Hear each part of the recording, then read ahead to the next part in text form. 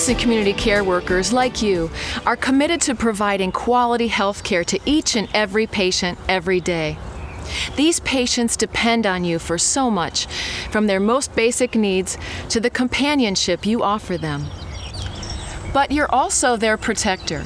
Sometimes you're the only one who cares for them. Or you may be part of a team of caregivers, friends, or family members who provide care. Anyone young or old who depends on other people to meet their basic needs are put into a position of vulnerability. Unfortunately, this vulnerability puts children and adults at risk every day. According to the National Center for Elder Abuse, almost 2 million Americans aged 65 or older have been injured, exploited, or otherwise mistreated by someone who they depended on for care or protection. For every case of elder abuse that is reported, 5 more will go unreported. More than 2.5 million cases of child abuse and neglect are reported each year. The nonprofit organization Child Help says that 35% of these cases involve physical abuse, 15% involve sexual abuse, and 50% involve neglect. About 1 in 20 children is physically abused each year, and 4 children die each day as a result of abuse. 3 out of 4 of these victims are under the age of 4. These statistics are shocking, but they help us recognize the hidden epidemic of abuse in this country. Abuse occurs at every socioeconomic level, across ethnic and cultural lines, within all religions, and at all levels of education. In your role as a caregiver, you are in a unique position to recognize the signs of abuse, to document them, and to report them immediately. Because you are in such a position, you need to know the different types of abuse, how to recognize the warning signs, and the policies and procedures to follow when you discover abuse. You will also learn about the standard and practices used by your organization to prevent abuse within its workplace. This presentation is just one part of your organization's training on recognizing and reporting abuse. Upon completion of your training, you'll be asked to sign a document stating that you understand your organization's policies and reporting procedures and that you will adhere to all these requirements. This is how much of a priority we as an organization place on abuse prevention.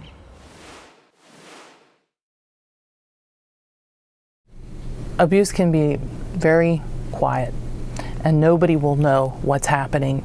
Nobody in the neighborhood will know that they have a problem next door. And it's very important that we find these things out. If it were my mother, I would want somebody to know there was a problem. You know, they need an advocate because they can't be an advocate for themselves. And, you know, somebody has to do it. And if you don't, you know, the situation's only going to get worse. It never ceases to impact on me when I see an abuse case or an exploitation case. It sounds crazy to say it hurts you as much as it does them, but we do suffer through these cases with people. The first step in understanding what to look for in cases of abuse is to know the different types of abuse that can occur. The National Center on Elder Abuse recognizes 7 types of abuse: physical abuse, sexual abuse, emotional abuse, financial exploitation, neglect, abandonment, and self-neglect. You may recognize multiple types of abuse in a single situation. As in any case, you must always document and report any abuse you find. Physical abuse is defined as physical force that may result in bodily injury, physical pain, or impairment. Signs of physical abuse can include injuries such as bruises, burns, and broken bones. In many cases, emotional or psychological conditions such as anxiety or depression may also develop as a result of repeated physical abuse. When someone is being physically abused, the frequent occurrence of bruising is the most common sign. When assessing a patient or providing routine care, you should be alert to such signs. Bruising occurring on the face, head, back, arms, genital area, thighs, or buttocks should be considered suspicious in both adults and children.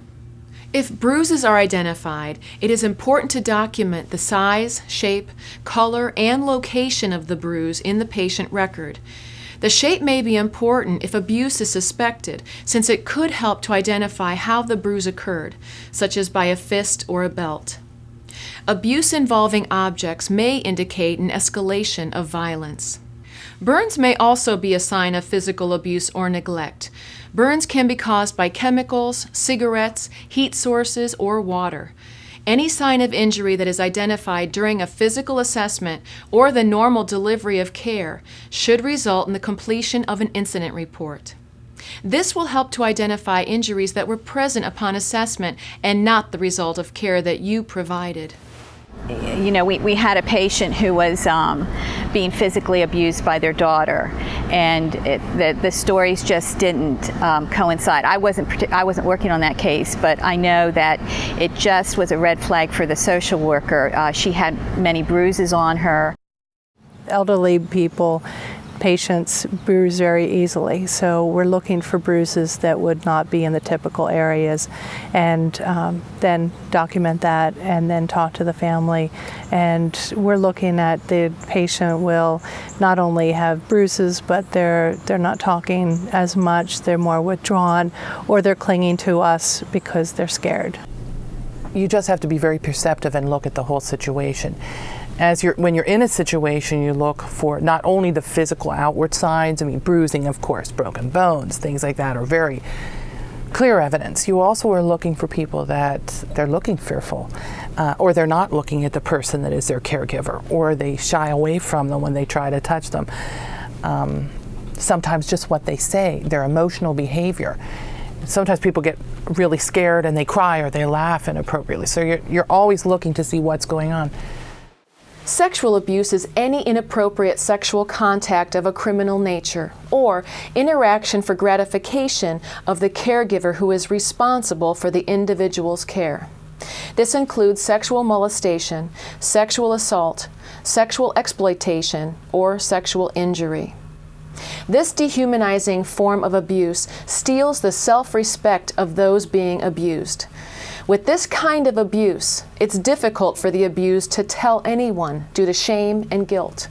Many children don't know any better, and adults do not want to talk about it. There are usually both physical and emotional or behavioral signs when someone is being sexually abused.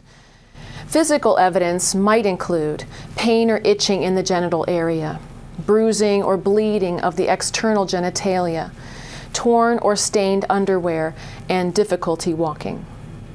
Behavioral signs of sexual abuse include a reluctance to be left alone with a particular person, fear of touch, or apprehension when sex is brought up. Any one of these behaviors alone may not lead you to recognize that a person is being sexually abused, which makes it even more important to be observant of both physical injuries and emotional changes. Sexual abuse is often perpetrated by someone who is known to the abused individual. Unfortunately, sometimes it is the healthcare provider themselves who commits the abuse. Community-based programs such as home care, daycare, and bereavement programs often serve vulnerable populations. Care within the home or in a more private setting allows access and creates potential for an abuse situation to occur. As healthcare providers, we must also be alert to this possibility. With elderly abuse, it's different. They're more, I think they react differently, whereas they kind of go into a shell and they really don't say much of anything. And they just kind of keep it to themselves, and they really have a huge fear of telling anybody because they're so helpless, especially if they're bedbound and things like that, they fear if they report it, it's only going to get worse. Emotional abuse can be difficult to detect and document.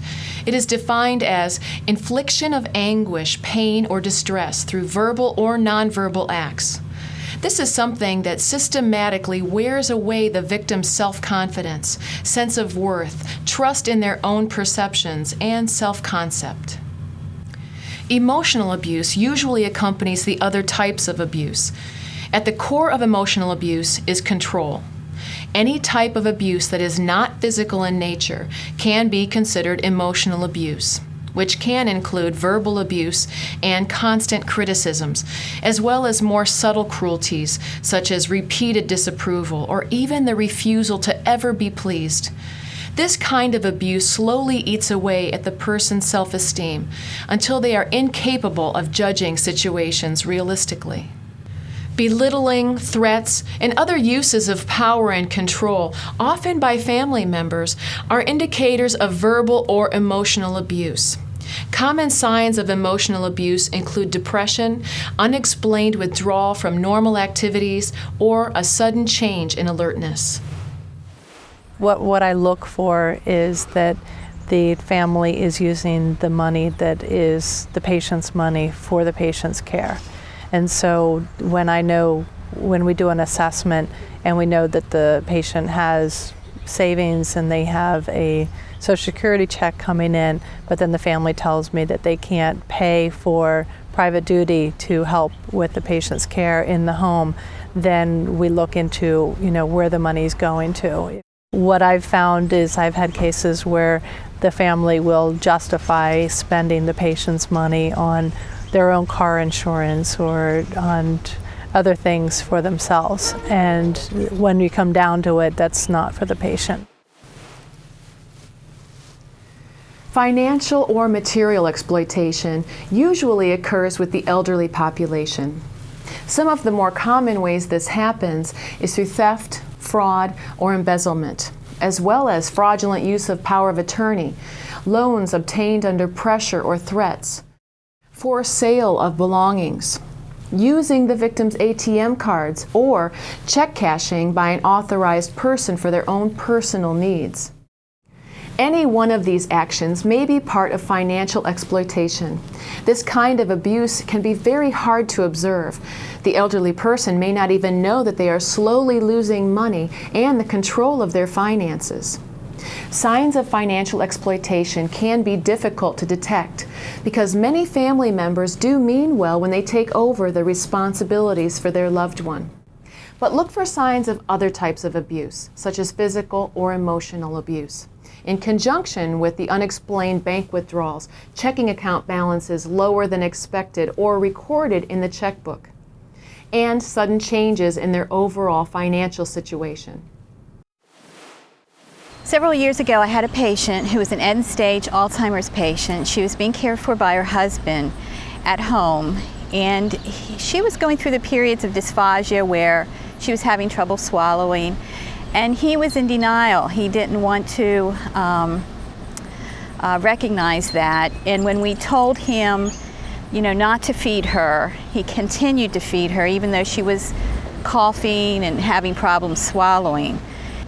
Well, the staff member was actually there and could see it, and could see the signs that she wasn't swallowing and was coughing. And as she instructed to stop, he continued. And which is, of course you don't want to do that because of that risk of aspiration, but it was just because of his denial of the situation. Neglect is a refusal or failure to fulfill any part of a person's obligations or duties to a vulnerable individual. This is a very common type of abuse that happens to both children and the elderly.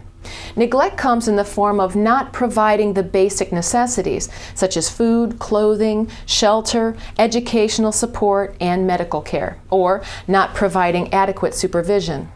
There are specific signs that a person is neglected. Dirty hair and skin and body odor show that an individual is not being bathed. They may be wearing clothes that are old, dirty, too big or too small, and not appropriate for the weather or situation. In adults, bed sores and sudden or unexplained weight loss can be additional signs. These problems are often identified by the home care provider during periodic visits to the home or residence. Evidence of neglect that leads to a patient safety concern would require notification of adult or child protective services. I got a referral. We had a patient going into long-term care, and I went out, and the woman was not only being physically abused, which was evident by the numerous bruises that she had, but she was being neglected. She was not eating well. Her hair was a mess. Her clothes were all unkempt, and she also wasn't being taken care of financially. Her son was keeping her at home so that he could take care of her, but he was not taking very good care of her, but he wanted her to pay her check, her Social Security check, so he could keep the house going. And I called Office of Aging and got Protective Services involved, and we removed her from the home, put her into a skilled nursing facility. Abandonment is desertion by an individual who has a physical custody of an individual or by a person who has assumed responsibility for providing care. The signs will be similar to neglect: poor hygiene, dirty clothes, weight loss, and in adults, bed sores. You will need to ask questions to confirm abandonment. Questions like, did your daughter come by this week? When did you last see your son? Where is your mom right now? Did you see your dad this morning?